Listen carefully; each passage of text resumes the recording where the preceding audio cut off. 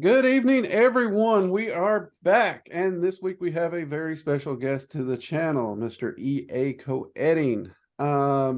He has been in the business of the occult for a very long time. He has wrote several books, several courses of his own. Him and I have had a chance to chat in the past, and we found a lot of overlap in our works, even though weirdly we also seem to almost go in different directions. So we wanted to get him on here, have a discussion, but we wanted to start the discussion with protection, because EA, you do have a book coming out on protection, which I think a lot of people would be surprised. I don't think when they think of your area of work, your practice, that's the word that pops up. Yeah. No, I do have a protection magic spell book that I put together with Zeraphina Angelus and Maggie Moon. So I specifically chose to work with those two on this project because I've seen both of them getting cursed massively, having people come after them online, having people even make physical threats to them, and I've seen how they handle themselves.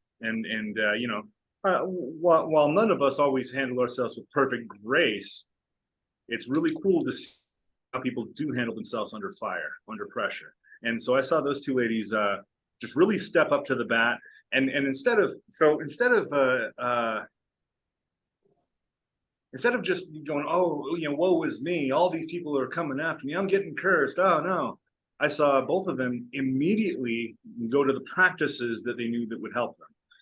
First off, clearing their own space, and even down to like physically, I'd see curses start coming in, and both of these ladies would start cleaning their houses. I'm like, whoa, what are you doing? Shouldn't you be panicking? They're like, no, I'm setting my house in order. I'm making sure that my space is where it needs to be. I'm making sure my mind is where it needs to be. And then going from there to actual magical practices, curse reversals, and even exorcisms and stuff like that. So yeah, anyway, everybody can check this out at becomealivingGod.com/protection magic, and that's that book will be coming out next month. And yeah, no, most people would associate me being on the other side of the spectrum of throwing the curses and the baneful magic. Yeah, exactly. Yeah.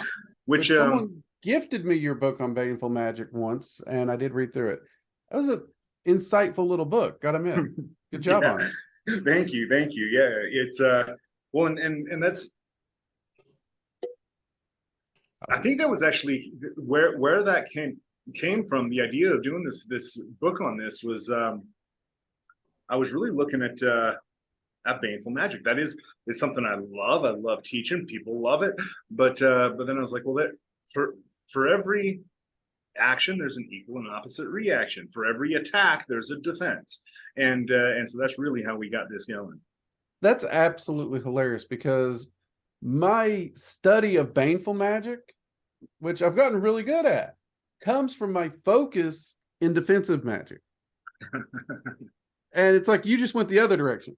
Yeah, we both had the same coin, we just flipped it in a different direction. Right. Because my thought process is, if you're going to truly understand protection magic, if you're going to truly understand how to defend yourself, I come at it from more of a martial arts swordsman ideal, where if you don't know what you're fighting, if you don't understand the weaponry, you can't defend against it. And that's why I dove down in there and researched that. So that's really cool. So I've got a whole wall of swords over here, and I've got a couple pole arms, and those are fun to train with. But if somebody's coming at you with a katana, you don't defend the same way against that you would a greatsword or a pole arm. No, you've got to know exactly. You've got to have some experience with each of these and know how that attack is coming in. And when we're dealing with any kind of spiritual attack, and when I say spiritual attack, I'm not just talking about curses, because that's let's be honest, most people out there don't actually have it in them. They don't have what it takes to effectively curse anybody. Most people are just living in a fantasy world, pushing pins into a doll. Or self-cursed. Self-cursed is where most people are. I would say 90%. Yeah, absolutely. Well, and so I've got a rule of thumb. If you think you're cursed, in that very moment, even if you weren't cursed, in that moment, you just you just took a curse on, so you need to treat it like a curse. Either way, you need to treat it like it is an invasive energy, because you've already planted that seed inside of you. Your energy is already starting to react that way, and I mean, the worst thing that anybody can do if they think they're cursed is ignore it. You ignore it, and that what that does is that shoves it down to the unconscious. The unconscious loves to grab shadows and make them as big as they can. Yep. That's very true. Very, very, very, very true. Yeah. I'm that guy, like twice a year at the equinoxes, I do a deep shadow work. Whether I think I need it or not, because there's always new shadows building. And when it comes, do you mind? Sorry to interrupt you, but do you mind going into your process a little bit with that?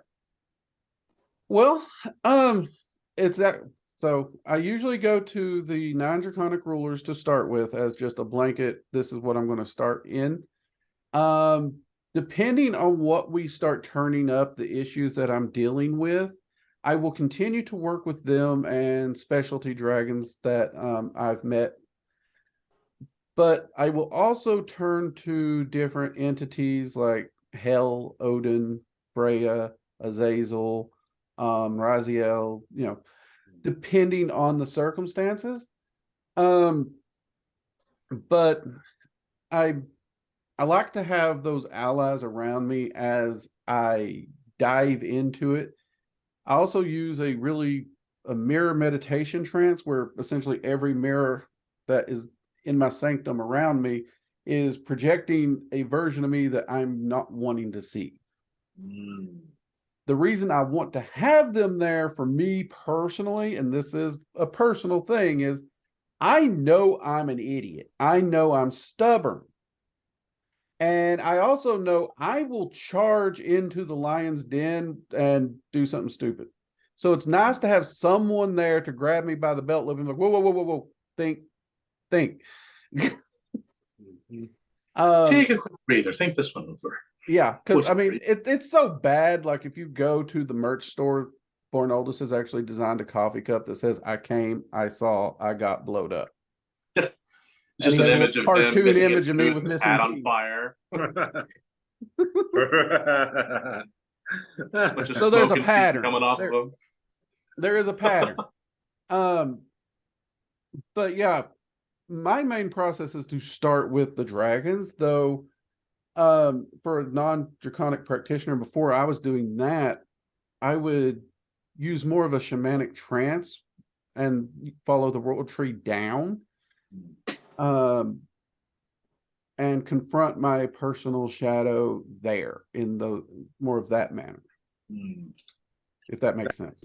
Yeah, that's interesting. So it's interesting because if you look at the Jungian archetype of dragons, it's basically said that the dragon is the unconscious itself, or the dragons exist within the unconscious. I mean, I'm gonna push against that in that I don't think that they're all just in here. I think there's a lot more going on than can be contained in the human brain. But I can see that the unconscious realm does lead to the acausal, the unformed, the chaos, the abyss.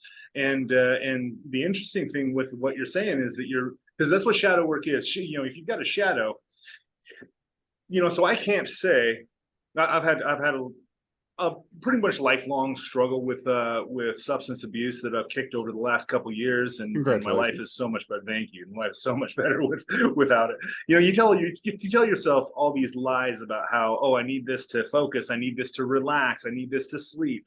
No, you just need to get off the freaking drugs and mellow out, and your body actually has a wonderful way of regulating itself.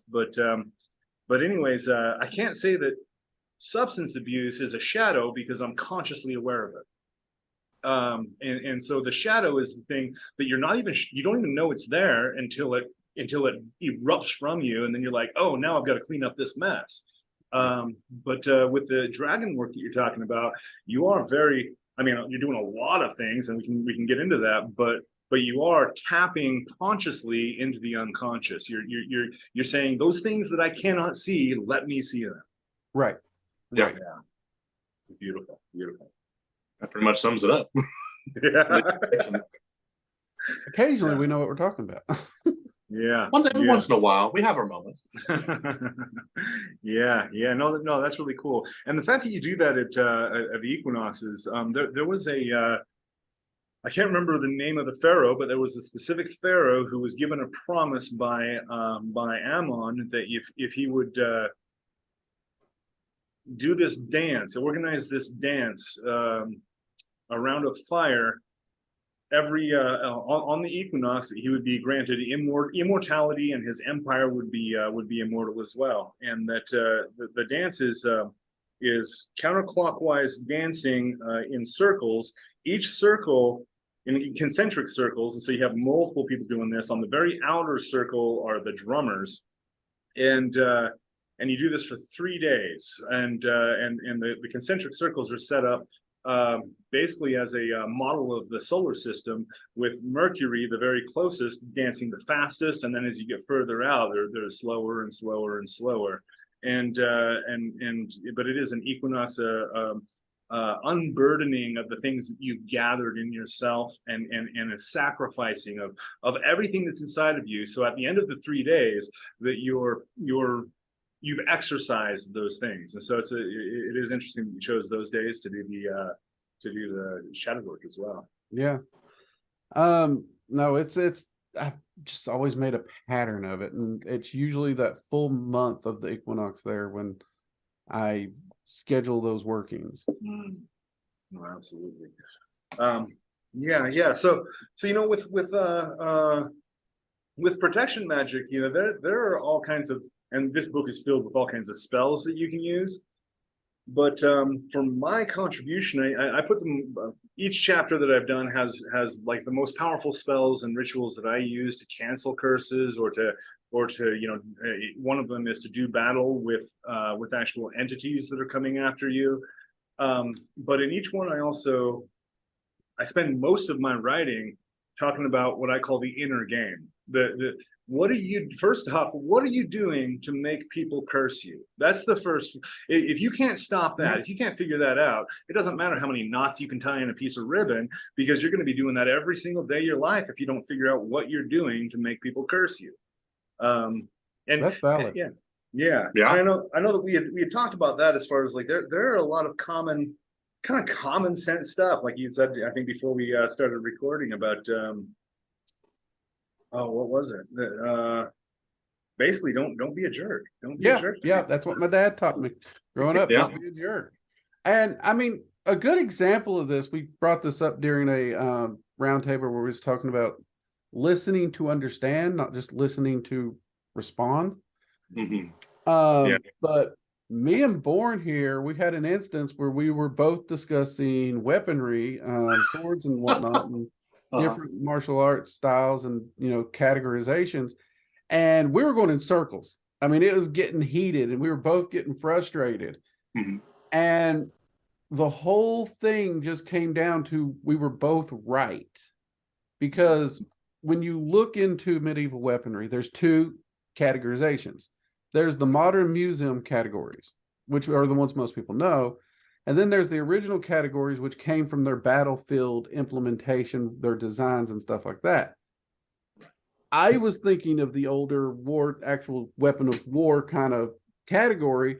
He was looking at more of the scholarly museum category. I was using modern HEMA terminology for it. So and it wasn't until we both stepped back and realized we were saying same thing.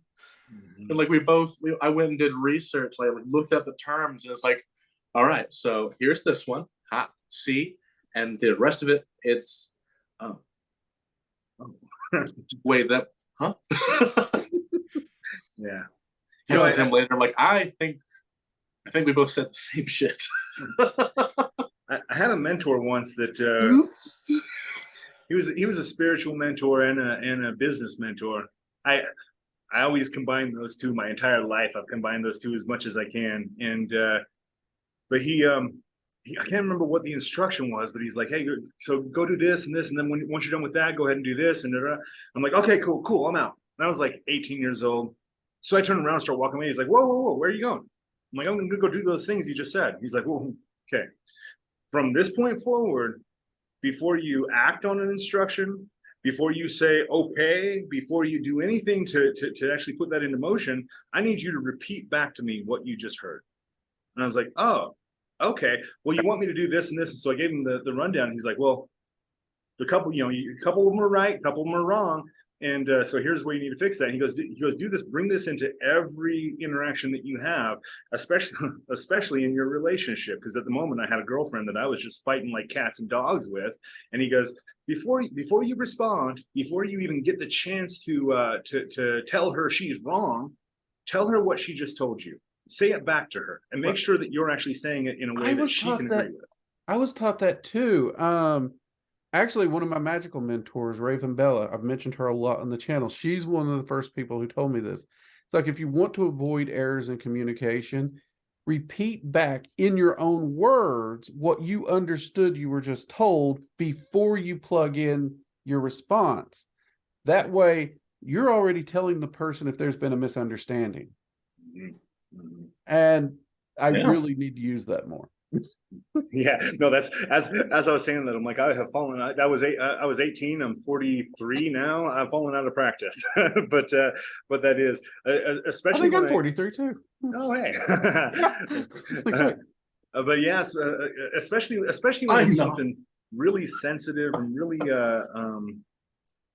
when it's a situation that could easily go south. That's a really good thing. And like you said, that does kind of force you. It's awkward. It is way awkward to do at first. It feels like you're slowing everything down. And that was my problem, because I want to be Johnny on the spot. I want to be the guy that goes and gets stuff done. But then I go get the wrong stuff done, and I come back and have to do it all over again. And so yeah, that is a really good point. Yeah. I've been married 23 years. Actually, we just celebrated our 23rd anniversary, but congratulations. When anyone asks me how, first off, it's amazing anyone can put up with me, but I honestly credit communication. I really do, because her and I were not afraid to discuss anything, and we're both willing to just flat out admit when we didn't hear it. Because like, we've been mid-conversation, I could have swore I heard what she said, the conversation is going, and it's starting to go left. I'm like, hold on, let's go back. What did you say here, to make sure, because this conversation is going in a direction I didn't expect now. And because we're so willing to openly talk and be honest, I swear that's the only reason she's been able to put up with me, hands down. Well, that's, when you're dealing with the kind of relationships that you want to keep for the rest of your life, it's not about how the person looks or any of that silly stuff that that might attract you, or how much money the person has, or their family, whatever. Those stupid things might attract you at first. But when you're actually looking at settling down for the rest of your life with somebody, it's got to be about communication, because that's and then I'll tell you what, if you know how to communicate right, you can be the sexiest person in the world. So yeah, absolutely. And I feel like that also helps with business and helps with just about everything. It really does. Yeah, it really does. Yeah, good communication. There's no application where it can't be used for. No, for sure. Now, you actually brought up an interesting point that about substance abuse, and how that, since you know what it is, that's not the shadow. I do want to touch on that in forms of protection and as in shadow work, because though I have steered clear of alcohol and drugs for the most part, one thing that I will say that got me, it like completely snuck up on me. So there was a point in my life I hit bad, dark spotted depression, but by and large, I didn't even realize I was depressed at the time. Most people around me couldn't tell I was depressed. And for a guy who had worked out, studied martial arts and everything, that's also when I ballooned up to a big old fat boy. Because my substance, I guess you could say, de-stressor was food. And I love to cook for people. It makes people happy. But when I was cooking for them, I was also stuffing my face. And it was one of those things, no one really registers that as a negative. But when you couple that with a situation where you're essentially eating for I guess, some stress relief. If you can't identify that, it can get out of control. And it did in my case. And now I'm struggling to get back in shape. Now, do you feel so? One of the big breaking points for me that got me to put the substances down. And when I say substances, man, I was using literally every single drug made. Anything. I never touched. Well, I'm sure I touched fentanyl. I was gonna say I never touched fentanyl. No, I'm sure it was mixed in with all the other stuff I was doing. Yeah. But like I said, I was telling myself all these lies about what I needed it for and how it was going to do the trick. And then I started realizing, and none of those are actually doing what I thought they should be doing. I've been lying to myself this whole time. I wonder, did you have that moment with food, or did food actually did it actually scratch that itch for you? Did it calm you down? No, it didn't. Weirdly. And when I actually truly finally broke through and had that revelation, I started doing some research, because I always had this like no number. It's like, I will not get that big. And when I creeped up on that, that was a flag. So I started doing some research into nutrition and whatnot, but that led me into, Dr. Jason Fung's work on fasting and all the medical benefits that science is proving, which ironically, spiritualists have been talking about these for generations. But then that led me into just exactly how would this affect magic? How could I utilize this? How could I leverage it? I'm always looking for an edge. And I started doing some experiments with a few friends on this, and we started getting great results. And that was really when I realized that for me, eating had become more mindless habit. Like I was just reaching to be reaching than anything else. And it was because of during that depression time, I was reaching for it to fill that little void that it never did. And no, it didn't scratch the itch in the way I wanted. It just occupied my time with something else. I have a similar issue along that same basis when it comes to things like video games.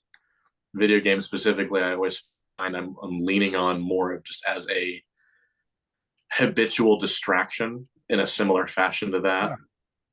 So, I mean, my personal advice, and I've in told some this cases, to my daughters, is that just takes a procrastination issue and exacerbates it. Ask yourself what you're distracting yourself from. That's a big question.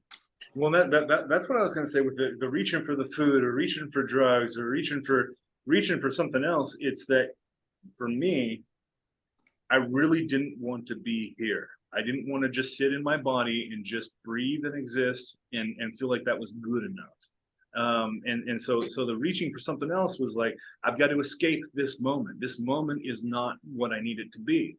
And that I think was part of the big turnaround was actually just, okay, so right now sucks. Let me just sit with the suck. Let me just sit with it and feel, okay, it sucks. That's all right. I'll get through it. I actually I did an evocation of Magick as I was coming off of marijuana. I started having really intense anxiety, and so I wake up at, well, I was laying in bed trying to sleep, sweating my ass off, and not really able to get myself to relax. And I had a pull to come out to my temple and to do an evocation of Magick from the Necronomicon. I was like, hey, sure, I'm feeling pretty chaotic. Let me just throw the god of chaos right into the mix. So I call him, and through that evocation, he started taking that anxiety and ramping it up until I said, I can't handle this anymore. He says, good. Now handle it for just a minute more. If you can't handle it anymore, keep handling it for a minute more. He's like, what's going to happen to you? What's going to happen? Do you think you're going to explode if you just sit here and feel a feeling inside of you? No, just sit with it. And so that was a really good lesson for me of like, it doesn't matter what it matters what I'm feeling, but that doesn't have to dictate for me to have to go do something to change it. that actually this moment right now, even if it's uncomfortable or even painful, this moment's perfect, and I need to understand it before I can move on to the next moment. I need to not even necessarily understand it, because that's intellectual. I need to feel it. I need to actually feel what I'm feeling. Yeah. You really need to perceive it and be in it in its entirety and observe it. For me, like one of my big things is I like to go camping. Because in the woods, it's quiet, there's a fire, I can stare in it, I can just think. There's nothing else, just me and my thoughts. And that is the best time for me to process things. And I've gotten to where since I can't camp as much, I bought me a smoker. So now I'll sit out by the smoker for 16 hours. Yeah. With the reward of brisket.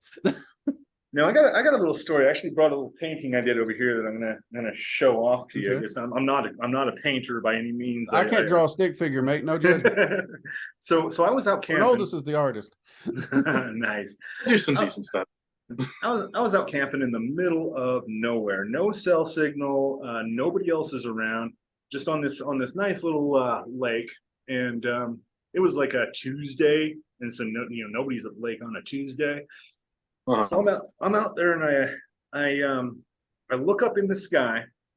Well, I'm just stargazing. I'm just fires crackling, and I'm stargazing, and I see this appear in the sky. Now, imagine this is the darkness of the sky. I saw a bright blue figure like that. Specifically had 4 sections of its body all connected, and it wiggled across the sky and then vanished. And I've got numbers written there because it looked like it was about the length of a couple 747s, and so I estimated it to be about 1,250 feet. So that's a pretty big thing. First thing that came to me, though, was I am seeing a dragon. I am seeing a physical representation of a dragon in our atmosphere. Now, I wanted to ask you this because I don't know if that's how dragons even work. I don't know if they appear physically to anybody, but that was the first thing that came to my mind. I have seen dragons, especially in the sky and in the water, that could be that size.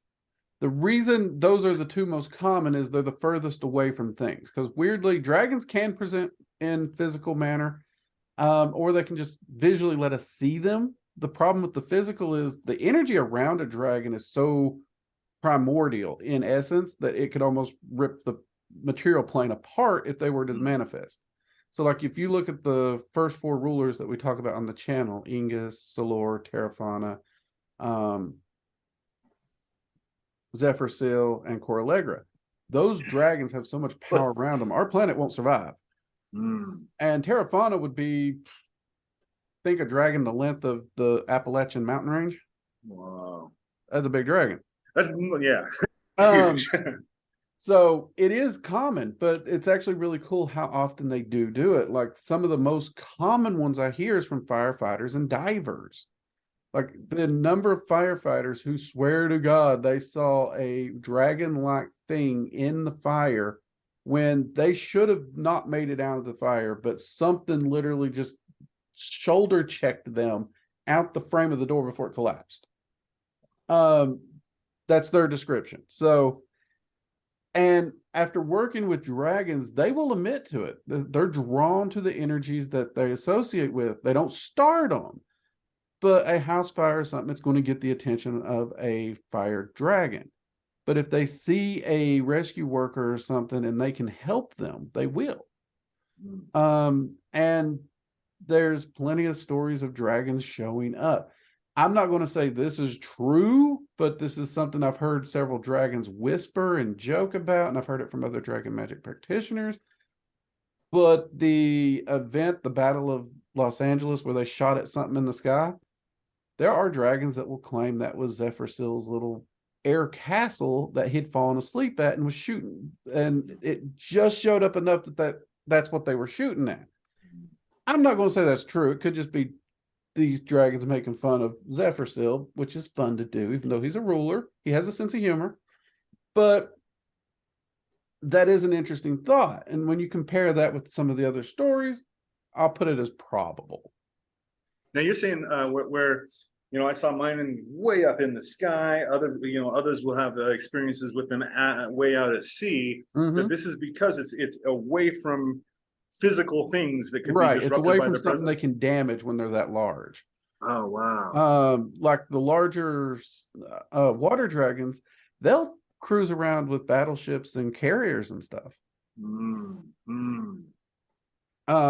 the smaller water dragons, they will follow divers and help them. Like I actually just found this one out recently. I got a buddy, Nitro X Seal.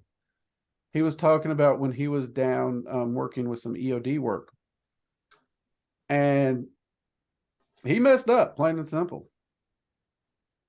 But somehow, right at the last minute, which he can't move that fast in water, he just felt himself get yanked. And whatever grabbed him and pulled him enough to get outside the concussive blast, which in water, that's a long way.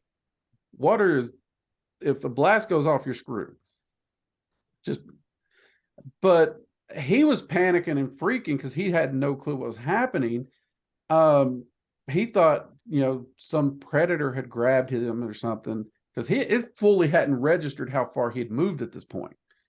He just thought shark. That's honestly what he was thinking. But when he said he finally was able to get visual on something, all he saw was a long serpentine something in the distance swimming away. And it was shortly after that he realized how far he had moved so quickly. He, to this day, you can see it freaks him out to talk about it. Yeah. In that kind of a distance, it's really no joke. That's an concussive waves. They're amount of killing distance, depending on the measure of the explosive. That's pretty far. Right. So they will show up. They will present. And stargazing, I know a lot of people see them moving through the air. So hands down, very well could have been. No, when you say they'll show up or they'll present, are they amongst us in a different vibrational frequency that then they can kind of condense or densify their bodies to show up here, or I mean, look, because a lot of people have this idea of what's called the astral plane. That's too big of a term. That's such a big term. It's actually nothing. When we're talking about the astral plane, we're talking about nothing. Yeah. So where do you feel like the dragons are emanating forth from? So in my work in soul travel and working with them, they do have their own plane of existence. It's not the astral. They have their own realm. It's not easy to access. According to them, there's only 10 points of access.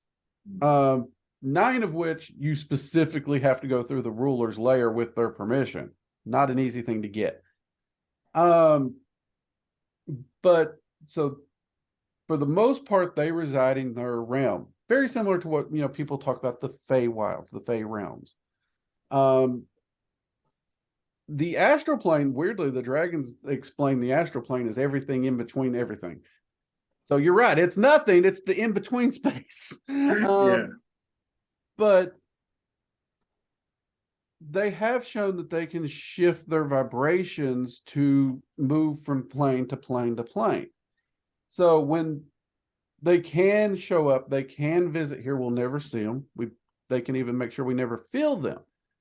But they can also, I am pretty certain they are condensing their vibrations to get better in tune or closer in tune to the physical so that we can see it. And well, they're going to have to, they're actually going to push us too. Yeah, because that is what it seemed like I saw. Like it's like that it was just almost like a needle being pulled through a piece of cloth and then pushed out the other end. It was just popping through and then back out. So very, very similar. Yeah, I've actually seen a lot of them. They will it's like they open a portal here, fly across the sky just long enough to catch a peek, and then fly through another one here, and they're gone. I think there's a video game where they do something similar. I never played it, but I think it might be called Portal, actually. But it's just like they just jump through like 2 hoops and they're gone. I mean, that can't happen in Portal. Then. Yeah. No, that's awesome. So. Yeah, wow. No, okay. No, go ahead. One question I was going to ask you, because you work a lot with Azazel. Yes, I do. Okay. So I worked with him for many years, but I never actually just sat down and done a dedicated full year work with Azazel. So I was going to set up a short-term pact. Well, it wasn't short-term. It's like, here's what I want delivered. In exchange, I will dedicate 1 year to your teachings strictly. Every day we're working together. Never asked what we'd be learning, none of that. But I was not prepared for his instructions after. Because once everything was set up, once everything was done, he threw me the biggest curveball. He said, all right, for this year, you can't use any magic you're used to using. You can't lean into dragon magic. You can't lean into this. You can't do this. He's like, we're cutting you off from all your normal safety nets. I was like, okay. He's like, now go talk to Odin. Focus only in Norse. Oh. What? That's that whole year, he had me working with the Norse where I thought I was going to be working directly with him. And that is the first time I've ever, and maybe the only time I've had an entity where working with them had nothing to do with them. And I was wondering if you'd ever had anything like that happen with him or another entity, because don't get me wrong, that year was amazing. Absolutely amazing. It was maddening because I'd have a problem, be like, okay, I can't do what I want to solve this problem. But I also liked it pushed me out my comfort zone to grow as a magician. But have you seen that happen? Yeah, absolutely. Yeah. So he did the same thing to me. He did the same thing. Okay, good. I'm not the only one. But yeah, but interestingly, not with Norse, but with Voodoo. So I worked with them. Well, I did a solid 90-day pact working. Learned everything I could learn from him about creation of egregores and well, a couple things that are really similar. Right as soon as I signed the pact with him, he said, all right, so you're not working with anybody but me or but the specific spirits I lead you to. Like, oh, okay, cool, no problem. A couple days later, I lost my job. And I was like, oh, I was working at a cabinet shop, loved that job, and it went bankrupt, just went belly up. So I went go grab my book of ceremonial magic off of the bookshelf, and really loud, not physical voice, but really loud, impressive voice that said, "Don't forget your pact." And I was like, but I know how to solve this problem. I know exactly. I've done this a million times. I can just find the sigil and I know what to do. And he's like, yeah, that's the problem. You know the shortcuts to take. Well, so I paced around the house. I backed off from the bookshelf, kind of paced around. I'm like, well, yeah, I don't know what else to do. I can't just take the hit. I can't just let life happen. And so I went to go grab the book again, and I had a chalice sitting on there, a silver chalice that was on that same bookshelf that flew off at least a good 5 feet, hit the ground, and the stem broke off of it. And then again, don't forget your pact. Okay, all right, Azazel. And he says, "Don't you need to start trusting. You need to start trusting." And it wasn't that you need to start trusting me. You need to start trusting. Oh, okay. And he did absolutely. Well, I asked him. I said, "Well, what part of the pact was that I wanted the how did I put it? The unrestricted flow of abundance in my life." And he said, see, you've asked for the unrestricted flow, but then you had this job that was a big boulder in your river. And I had to take that boulder out. And now prosperity can flow.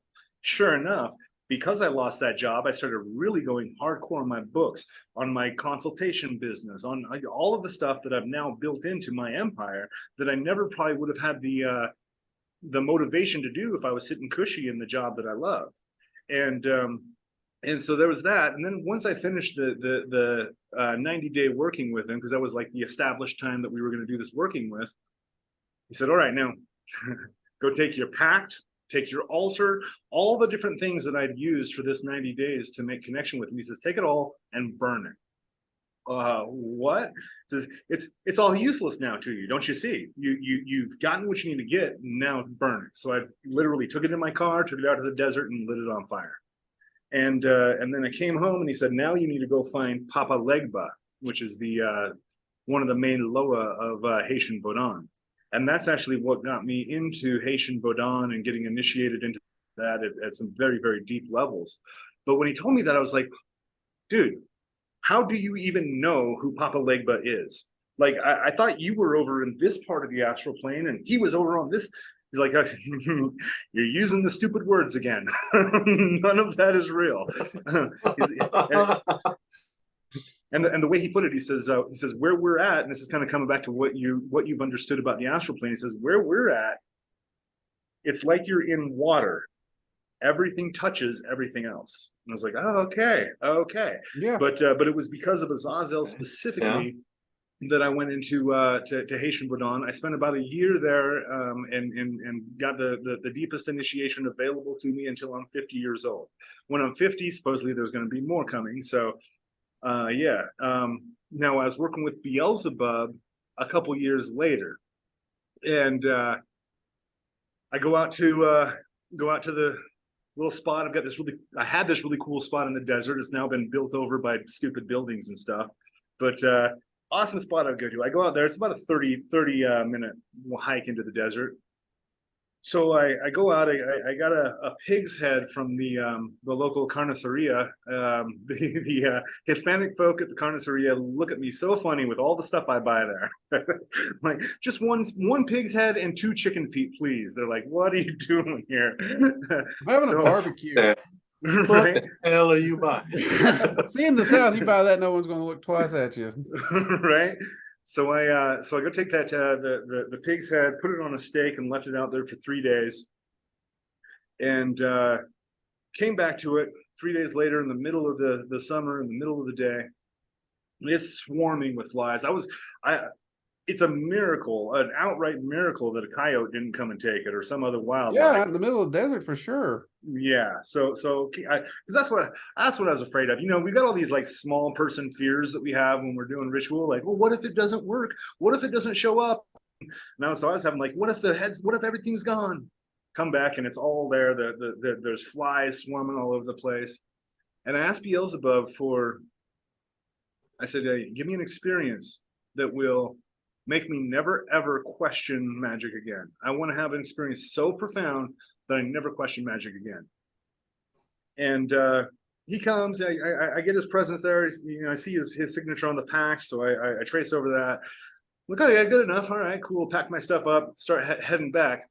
In the 30 minutes it took me to get back to my car, I had the most severe doubt ever. To the point that I called my business partner and I'm like, hey, I got to quit. I can't keep doing this for a living because I don't know that magic is real. I think this is all probably bullshit. I've been lying to myself. I've been lying to everybody else, and I can't do it anymore. And he's like, whoa, buddy, let's talk about this tomorrow. Pump the brakes. Get some sleep. We'll figure this out. Wow. So I woke up the next morning, and I woke up knowing that I needed to go drive up to the mountains, up to the forest, get out of the desert and go to the forest. So I get in my car, take the drive, and again, I'm still in this place of complete doubt, not questioning what is the voice I'm listening to. Why am I listening to it? If I really do have complete doubt, what am I doing? What am I doing? Come on. But I go drive up to the mountains, and it's a national forest, and so you got the little booth with the people in it that want to take your money to let you in. And I didn't have any money. I had a card, I didn't have any cash. So I was like, oh, I wasn't expecting this. I just thought I was going to come to the forest, but they're telling me I got to keep going this way.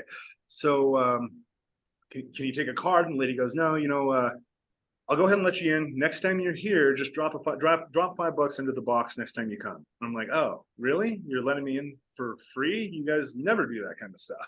She's like, yeah. She's like, don't tell anybody. Just, this is just between me and you. You're a local. Next time you're up here, just leave some cash. Leave some extra cash. I was like, okay, cool. So I go in and just following the magnetism, park wherever I'm told to park. Just a very solid stop the car. Okay, so stop the car, get out and walk in this direction. And I walk until I see a giant tree. Probably to me it seemed like the biggest tree in the forest. And I was told to sit down. And when I'm saying I was told, these are really it's a magnetic feeling. There wasn't necessarily a voice, but it was a magnetic feeling and a knowing of what I needed to do. Kind of like I need to do this now. That's kind of an instinctive thing. Compulsion, but it's a compulsion. Yeah. You still have the free will to do. Right. Yes. That you still have, you have the free will. But I feel like I would be incessantly nagged. I don't know, like the free will to sit on the couch and just be nagged by it. Well, yeah, it's like it's the same thing. Like you're seeing a dodgeball flying towards your face. You have the choice not to duck, but you really have the I need to duck. What? Yeah, that is a great analogy right there. For people who wonder what we're talking about when we say we are led to do this or this, this is what we're talking. It's a compulsion. It's a drive. It's almost instinctual. It's emotional. It's a feeling. It may not be a voice or words, but Bourne's analogy, bless him, that right there is perfect. Because it is just as instinctual to just sit down, like you're saying, EA, as it is to go, nope. Yeah. No, but you still have the choice to not do it. That's interesting to kind of take a little pause here is that I call this the voice of magic. And you do have a choice of, am I going to recognize it for what it is, or am I going to dismiss it? And whichever path you choose, you're going to get more of. And so if you dismiss it, you're going to find more things that you can just dismiss. And you're going to find more opportunities to just dismiss things. If you take the other path of going, I'm going to choose that this thing is a sign, you're going to get a lot more signs. Oh yeah, absolutely. I have to agree with that. Yeah. So I get to that tree, I sit down and pull out my notebook, and I'm like, there's something coming. And I thought it was just going to be an inspiration or that same magnetic feel. Instead, I look up and I see light start to gather, visible with my physical eyes, light start to gather, and an entity appears, youngish, like if I had to put an age on it, like early to mid 20s. And I say it because 100% androgynous. There is no telling the gender of this entity. And it says, it's time for you to start walking the 9 worlds of the Norse. But here's the problem. You want to start with the frost giants. If you start with the frost giants, you will die. So first, first you need to get the blessing of Odin and Thor. You need to have Thor give you his hammer, being magic in the runes, in order to walk this path safely. Then you need to go to Vanaheim and get the blessing of of nature and the spirits of nature, and then and laid out a perfect path working of walking the 9 worlds. And it's not the path going. I would have gone straight for the evil, straight for the darkness, and I would have been destroyed in some way or another. And the whole time, this lasted for maybe an hour. I had just my pages and pages of my notebook are getting filled up with these notes, which I later turned into a video course and a book and everything. But for the entire time, I didn't question it. And that's really where it hit me. I'm like, well, Beelzebub, I asked Beelzebub for this, but he sent me to Odin and Thor. What the hell? I asked Azazel for teaching. He sends me to voodoo. It's really, really strange. I still to this day, I don't understand what connection these entities have with all these other entities. I can't say I fully understand it, but working with the dragons, because people ask me, is it okay to work with this entity if I work with dragons, or this entity if I work with dragons? And ultimately, my answer has to be I have not met a group of entities or a specific entity dragons aren't allied with and won't work with. So you want to work with demons, they work with them. You want to work with the Fae, they work with them. You want to work with angels, they work with them. And at least from the dragon's perspective, it's about that multiversal balance and basically what holds our, I guess, what you would call our reality together. And because of that, I mean, when you look at it from that lens, they're all on the same team. So it does make sense that if you are going to an entity and you are asking them for something, that they can fully recognize you would get more out of this request if you went over here. Yeah, it's like my colleague's gonna have a better time of doing this for you. So go talk to them. Yeah. You know, let's Now there's an idea or a thought out there that the beings like Azazel specifically, let's focus on Azazel. Okay. That Azazel is a draconian being, and so I don't even know what this means because he's not. He can appear as a dragon for sure. He can appear of a lot of things. I actually had to do a video on that because the draconian and dragon, people just assumes the same thing. So they think if you're walking a draconian path, you're automatically working with dragons. So because of this, they're like, well, Lucifer's a dragon, Azazel's a dragon, Lilith's a dragon, Adam Belial's a dragon. It's like, no. There's a very distinct difference. Draconian in the ideal of the ancient, the old, the powerful, the primordial usage of the word draconian, going against the grain is where we're getting that term.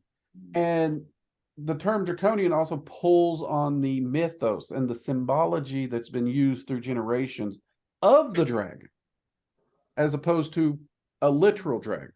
Now, you are correct. Azazel can take the shape of a dragon. Lucifer can take the shape of the dragon. But even in that shape, you can still tell the difference between their energy and what the dragons would refer to as a true dragon.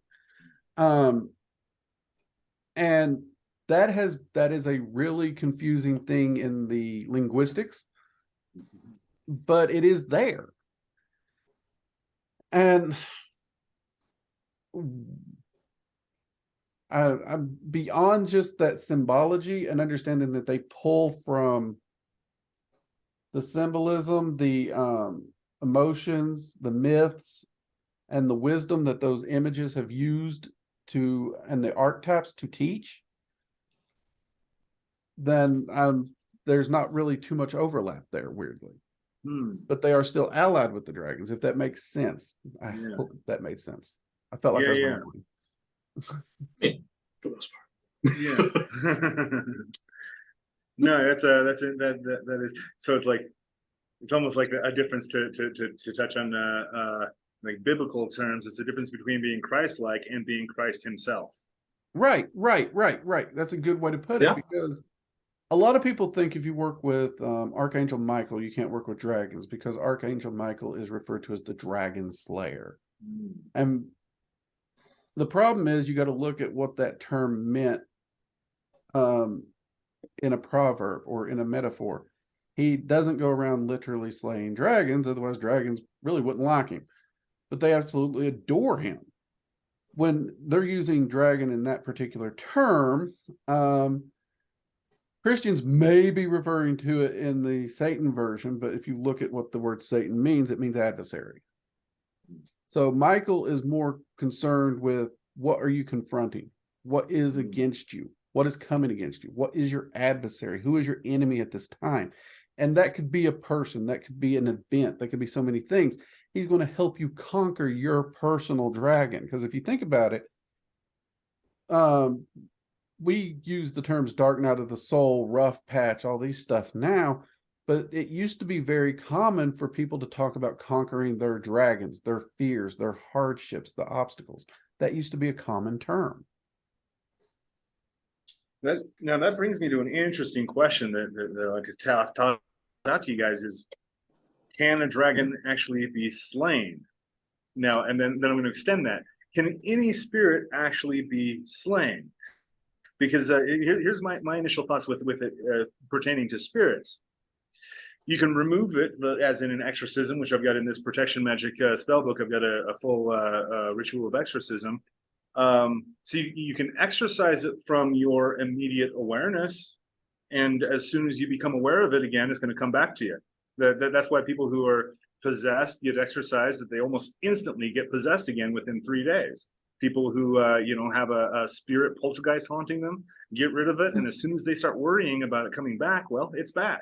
And so it's not even that you're getting rid of it, you're just shutting your eyes to it. But what are your thoughts? Warren, you want to go first? Well, Throw you under the bus. I mean, topics of things like entities being gotten rid of on a permanent basis. I mean, soul death is something that you've brought up before on the channel, Drake.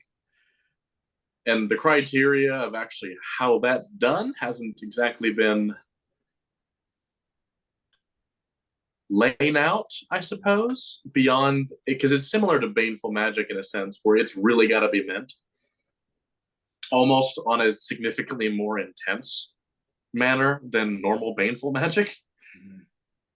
But beyond that, in terms of the actual how-dos, I'm not exactly filled in on that. No, that's fair. That's fair. I don't really know if any mortal magician really knows any of that. Mm-hmm. What about the exorcism part of it? Exorcism part's a different part. I would. We're clearly going to do a part 2 because we've had so many loaded questions here. I mean, I got questions on questions, and you keep asking questions that are amazing. We got to do a part 2, EA. Yeah, for sure. Absolutely. But no, I've personally never had any experience when it comes to exercising things or anything beyond just clearing out my own personal space or my home. But most of that's just your stereotypical astral mosquito or the other kind of stuff like that. Right. One thing.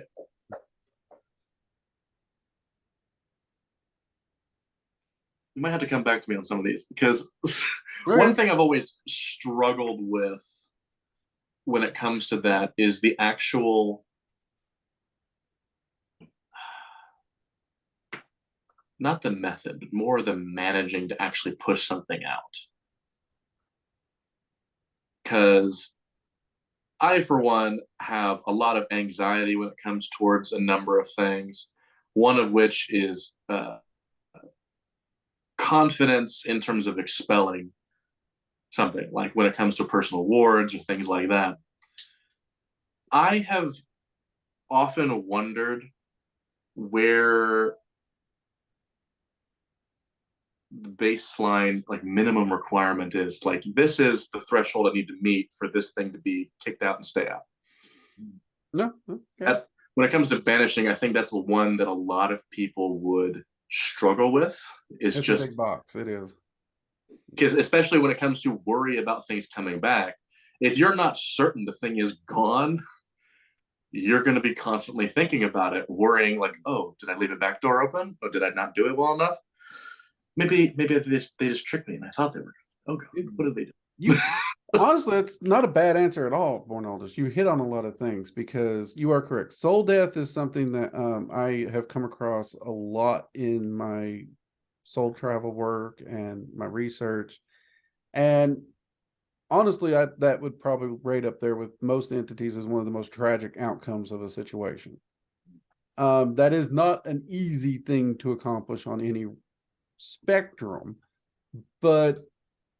and it's not something that is even common, if that makes sense. Yeah, you asked about chaos dragons in our last meeting, or not chaos dragons, rogue dragons. Rogue dragons are a dragon that they've gone against the balance to the point they begin to deteriorate immediately. This deterioration will actually lead to their destruction, and if they die in this state, if they deteriorate too much, the essence that is them deteriorates with it to the point their knowledge, their wisdom, everything disappears from the multiverse. Now, for dragons, this is a true tragedy. This is sad. But there's not a lot of options they have outside hunting the rogues down and eliminating them, because if you eliminate them before they deteriorate, they go to essentially, it's like the dragon's version of an underworld where they can be brought back to the balance. It's unfortunately they still, well, fortunately actually, these dragons have to make the choice still, but at least the soul's preserved so that they can work with them in the underworld to allow them that option to make that choice and essentially be reborn. So, and or to find that their place is maybe in the underworld as some sort of force of balance in the underworld. It could, in yes, some way that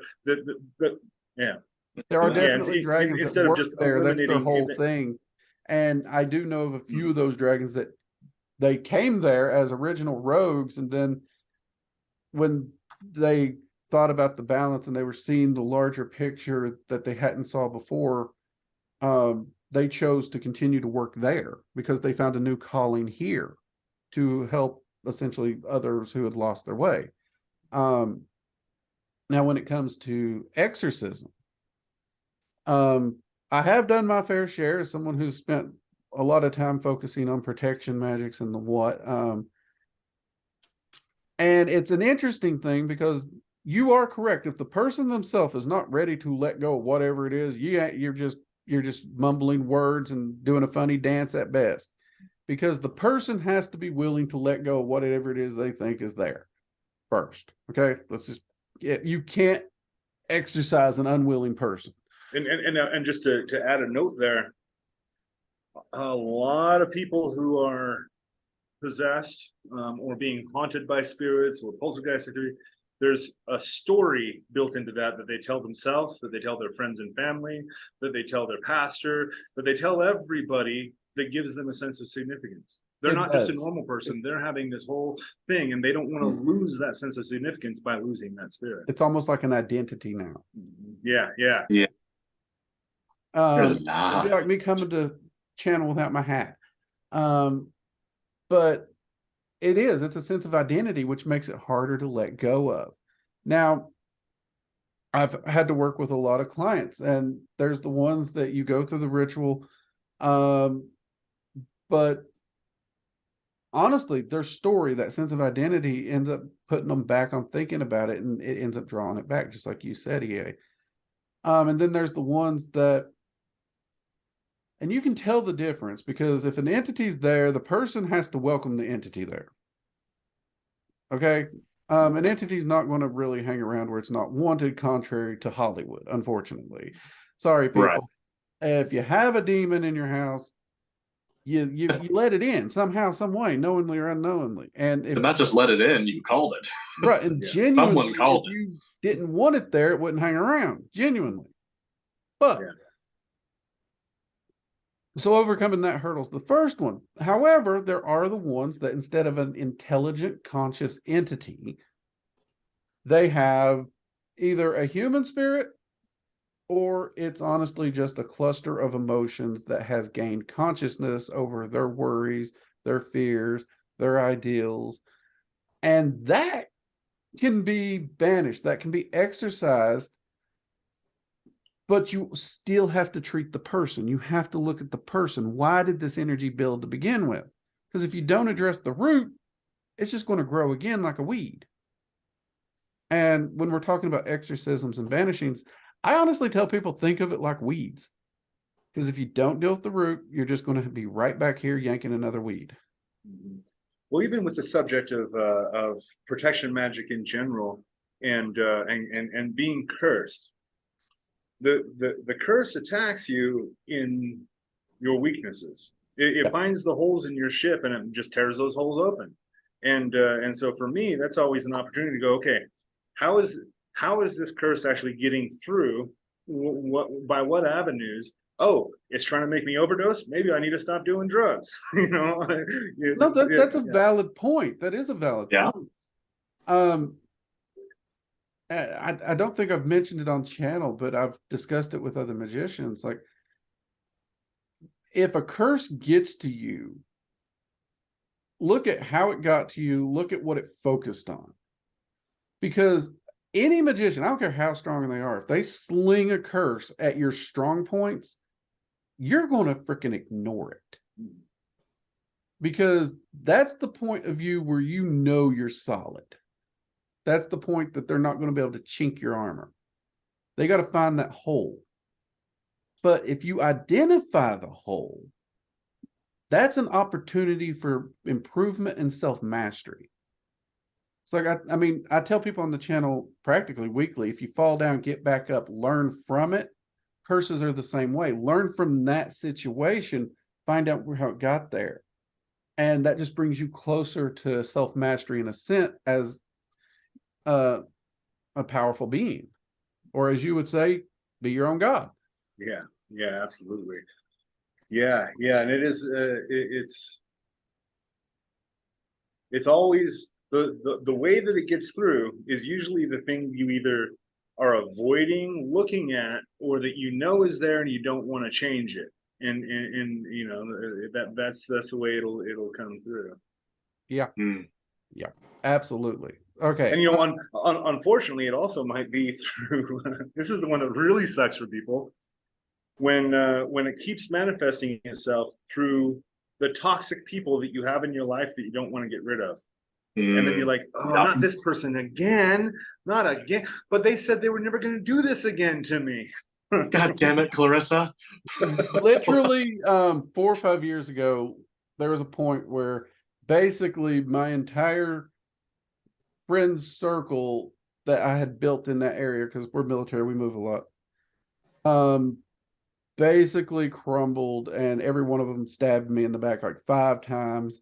And it's like, the more I trusted them, the more they stabbed me in the back all at the same time. And I'm not going to lie, that was a complete shitty period. And for those who've watched the channel, that was also when I screwed up and made my mistake with the cliff off. EA, just so this is perfect example of how dumb I am at times. Game I saw, I got blown up for sure. You know, if you open a sphere in the cliff off, that you need to deal with that, get that done before you move on, right? I hadn't really started diving deep into the cliff off. I pathworked the tree of life, but not the dark tree. And I was trying to do some research on it. I had gone somewhere and I had a time in a hotel between meetings and everything. And every day I was reading the chapter and looking at a different sphere. I literally in 7 days opened 7 spheres, and just it's like, poke your head in, look around. Okay, this will be interesting when I get around to working on it. Wrongo, you stick your head in, you're working on it. And so there was like a 2-year just shit show. That's the only way to explain it. But in my working with Azazel at that same time, he is the one that was pointing out that, yes, these things are happening. Yes, these people are stabbing you in the back. Yes, you are losing all these friendships, including this one that was a confidant and a trustee. And he just went down the list of showing me how they were parasitically using me. And he's like, if you can get through this. And he used the word if because he's like, I know where you're at.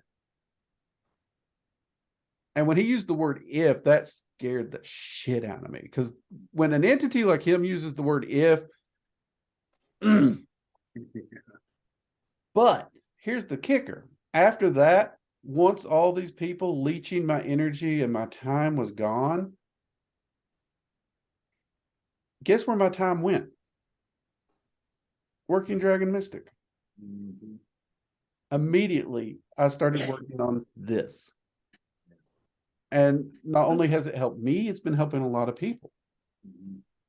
So, but it is that no matter I can't explain it. There's no way to really explain it. I think we've all had it.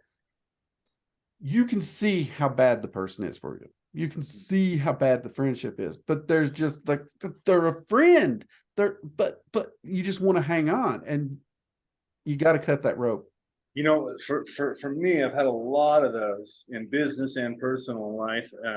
And it does, I'm not going to blame it on it. I'm going to blame it on me. I do this thing with it where the same thing I did with drugs, where I make the excuses, but I don't know how I'll do this without them. I don't know how I can do that. Nobody can do the job that they can do, or nobody can be that. And then when you finally get rid of them, well, first off, it's like when I divorced my ex-wife, I let her take on a lot of the responsibilities of, taking our daughter to getting her signed up for school. I had no idea how to do that. And so then she's in high school, and I'm like, oh, now I've got to learn how to do this. Now I've got to man the hell up and figure out how to live life. And that's actually good for you. You shouldn't. It is. You should never have anybody in a position where you say, I need them and I can't do this without them. Yeah.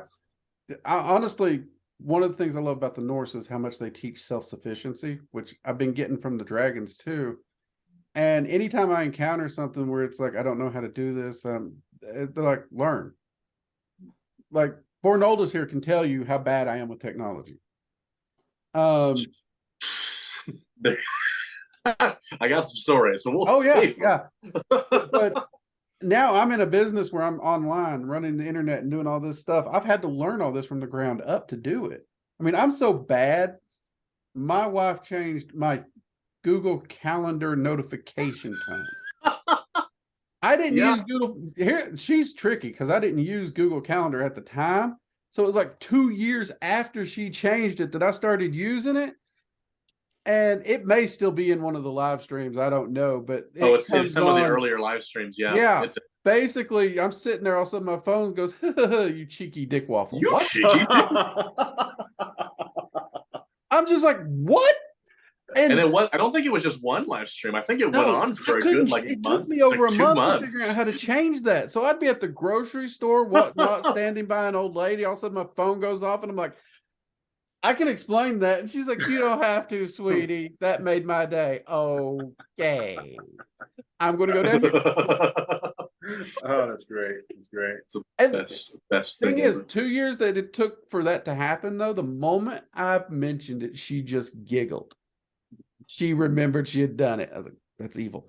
But I'm not good with it. And you have to take those opportunities, those hardships, those uncomfortable points, and man up, learn it, improve yourself as a person. If you're uncomfortable, view that as an opportunity and a learning experience, because get comfortable there. If you can pick up that skill and knowledge so that maybe you're not good at it, but now you're comfortable, you're a better person.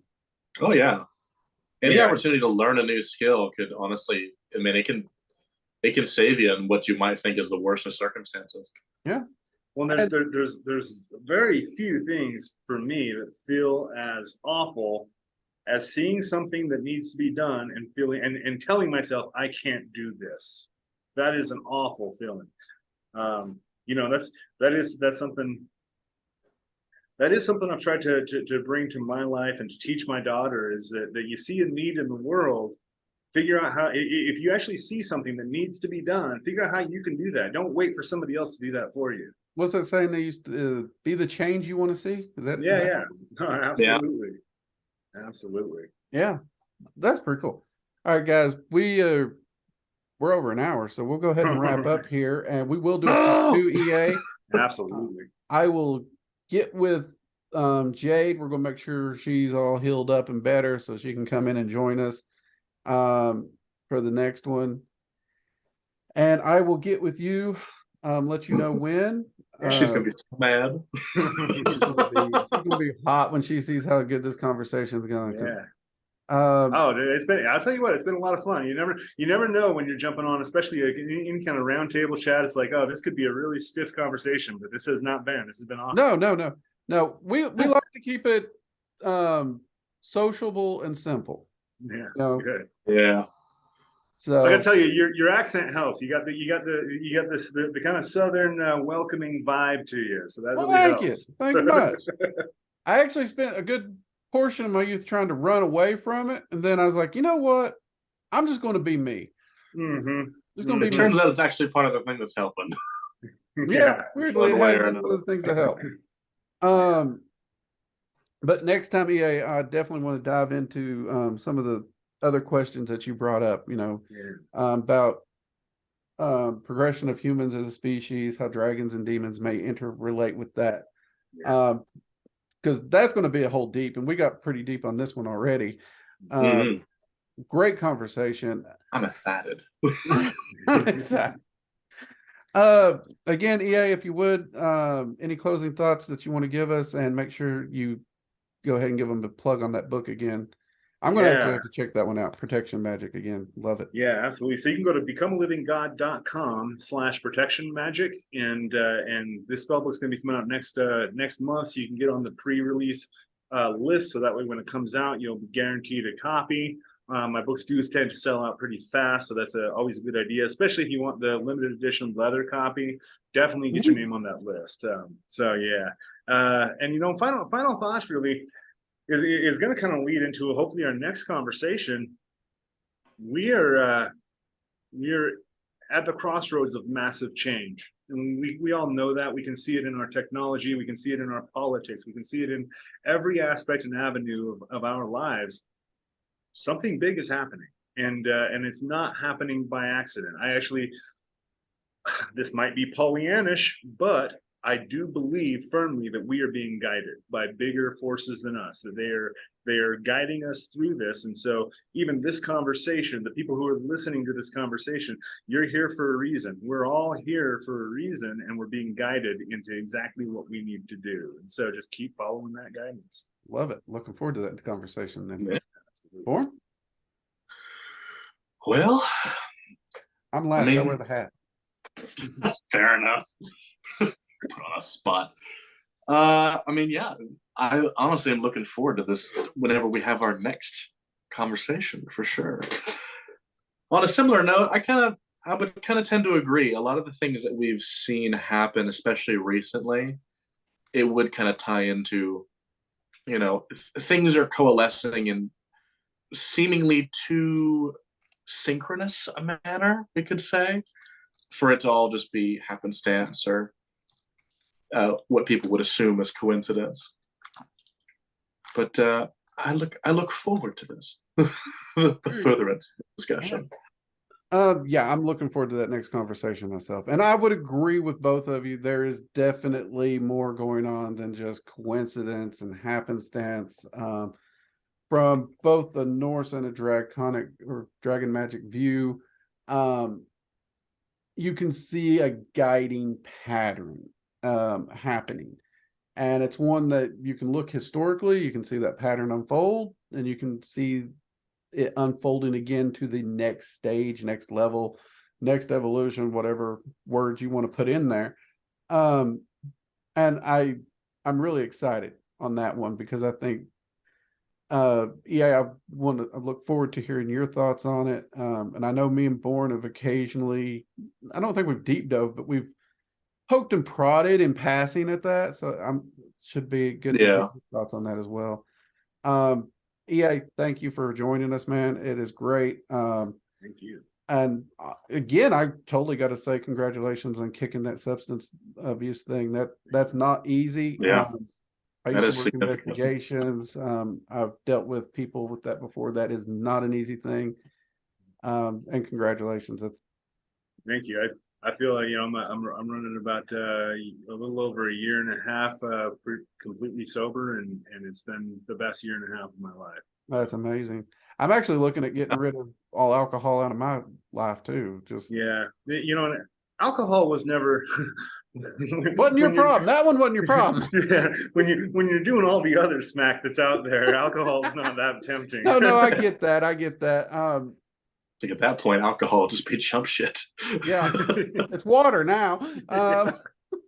But yeah, no, I'm glad to hear it, because as someone who clients of mine would send me to your channel, which actually, ironically, that's how I originally found you. Someone else sent me over to ask me questions of what I thought about you, which I'm glad they did. And I got to see some of your content, and you could actually watch your ups and downs there, mate. And honestly, I'm grateful you're willing to admit that, because this has been a pet peeve of mine with, let's say, the occult community on YouTube or anywhere. Everyone wants to come out like they make no mistakes. They're perfect. They figured it all out. They're a master of everything, right? That's one reason I am so willing to just put it out there. Like, look, no, I fuck up daily.